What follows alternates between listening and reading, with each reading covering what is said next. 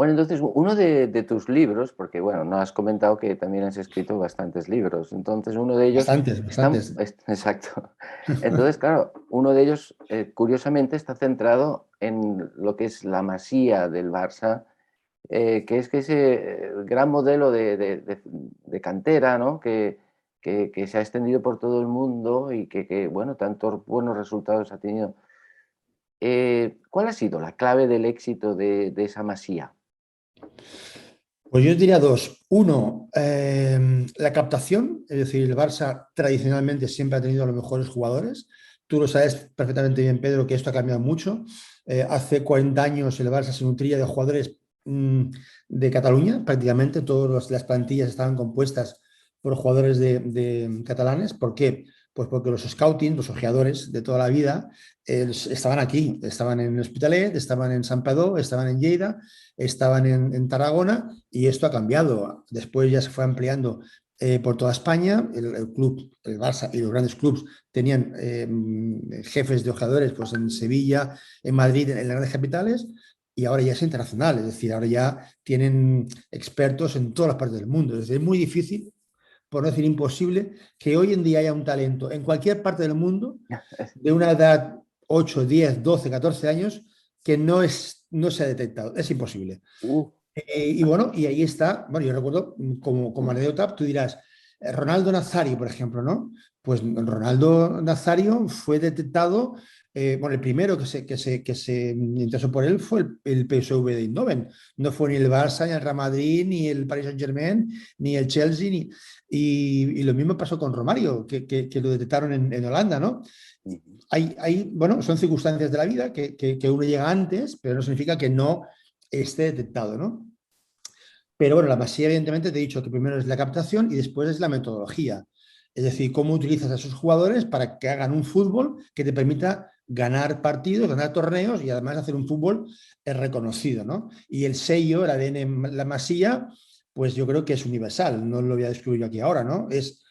Simplemente es jugar bien al fútbol, tratar bien el balón, nutrirte de futbolistas de un gran nivel técnico, algo que no se ha perdido, pero que se incorporan nuevas facetas del fútbol. Hoy hay clubes que prefieren jugadores, evidentemente, que sepan jugar al fútbol, pero que tengan un perfil más físico, que tengan una gran resistencia física, que tengan una gran inteligencia táctica, porque yo siempre hablo, por ejemplo, pongo el ejemplo, por ejemplo, de mi hijo, ¿no? De mi hijo mayor, para no hablar de nadie, era un chico muy dotado técnicamente, con una gran zurda, que ponía el balón donde quería, pero que a lo mejor no tenía el carácter, no tenía la ambición y no tenía la capacidad de competir que tienen otros chicos que a lo mejor no son tan técnicos, pero que suplen esa carencia con una gran capacidad competitiva.